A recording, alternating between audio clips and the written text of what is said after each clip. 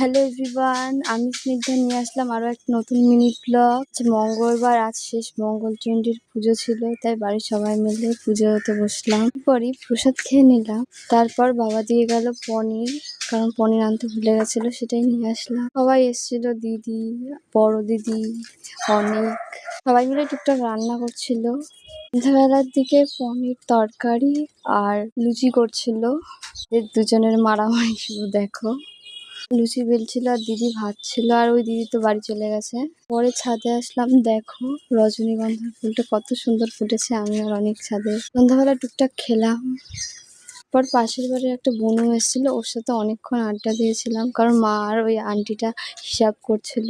পরে দেখো মায়ের টিভি দেখার নেশা। মাথাটা মা বাড়ি আসার পর থেকে খুব ব্যথা করছিল, তাই তেল দিয়ে নিলাম।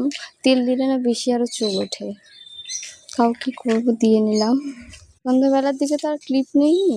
পরে রাতে ফ্রেশ হয়ে স্কিন কেয়ারটা করে নিলাম। আমি যা স্কিন কেয়ার করে একটা ভিডিও তো আপলোড আছে এটা নিয়ে। দ্যাট